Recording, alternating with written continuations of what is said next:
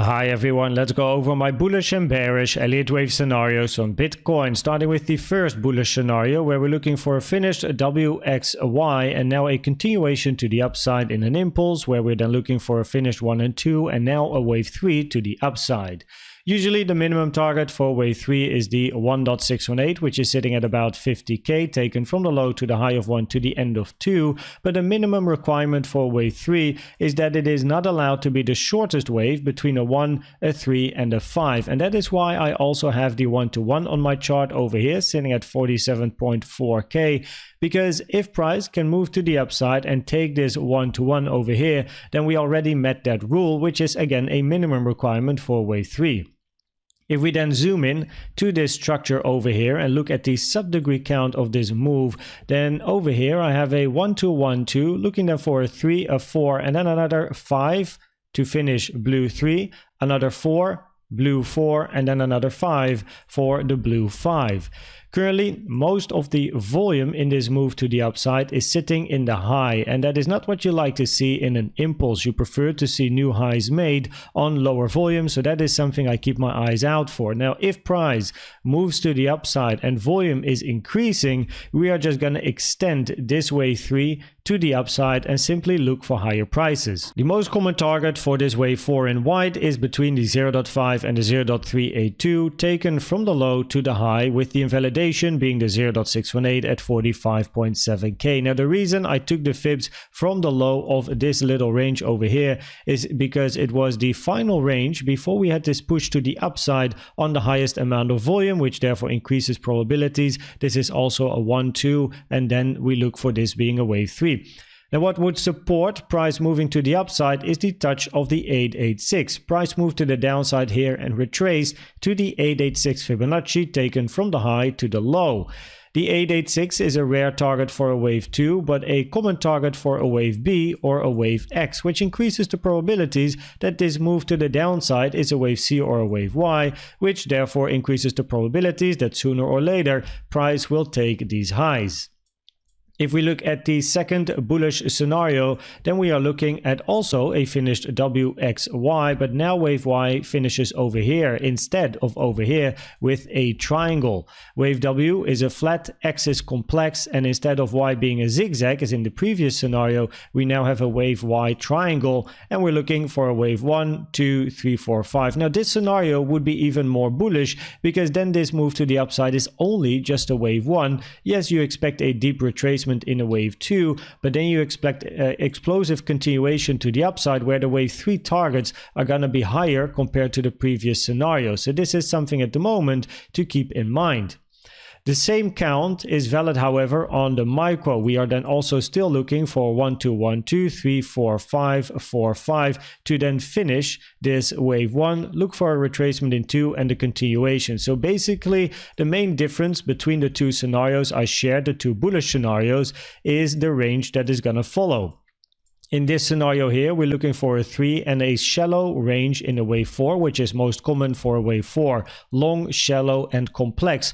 While in this scenario over here, we are looking for a wave 2, which tends to be a short, deep, and simple structure to the downside.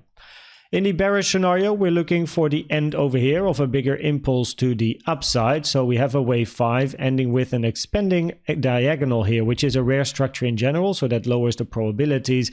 And then we're looking for a 3-wave A, 3-wave B, and then a 5-wave C to the downside, where the most common target for this wave B is between the 1.236 and the 1.38, taken from the high to the low of A, which, as you can see, is where we are ranging at the moment. Now that also means that from this high we want to see impulsive structures to the downside, because a wave C is an impulse 1, 2, 3, 4, 5. So if we then jump to the lower time frames, we can have a look at if we can identify impulsive structures to the downside. And there's only 3 structures that you have to keep an eye on: an impulse, a diagonal, or potentially a double 1, 2. In an impulse, we're looking for a wave 1, 2, 3, 4, 5, where we don't want to see overlap between wave 1 and wave 4. Now this looks very 3-wavy, not impulsy. And also, if this is the low of your wave 1, we have overlap over here, which is not allowed. So an impulse at the moment, a simple impulse in a 5 5-wave structure looks like it has low probabilities, right? Then we have the diagonal, where we can either look for a 5-3-5-3-5 type of diagonal, or all of the waves can be zigzags. Now what is important here is if we would look for a 5-3-5-3-5 diagonal, then this third wave over here, and then a 1, 2, 3, 4, 5 is longer than your first wave, which lowers the probabilities for that scenario, and therefore the only diagonal that would have a possibility is a zigzag in wave 1 over here. Then you're looking for a wave 2 zigzag as well, then eventually a 3, 4, 5, and then we want to see a retracement to the upside before then continuation to the downside. And in a double 1-2, we're looking for a 1-2-1-2, and then eventually big continuation with volume increasing. But the 886 has been touched over here, and as mentioned earlier, rare for a wave 2, common for a B or a wave X. Increasing probabilities this move to the downside is part of a corrective structure, not an impulsive structure. Now what did happen is that the final touch of this range over here was the 786, so there's always that possibility, it's just lower probabilities, and in the end that is what we're looking for, right? We're looking for probabilities. When we look at the CVD divergences, then we had bearish CVD divergences here when hitting resistance as well. In the video yesterday, we were talking about the yearly, didn't really offer any big resistance here at 46.2k, moved to the upside where we were looking for this target box, which also included that weekly naked point of control at 47.3k, which has been touched very, very nicely indeed. Now after that touch, price then formed the bearish CVD divergences, and we had a move to the downside. So these CVD divergences here have played out. Price came back up and again formed a bearish CVD divergences here, but it has to be said that these are now second CVD divergences with the same pivot and another lower high. Lowers the probabilities a bit, but it is important to keep in mind, especially with the 886 touch that we have over here.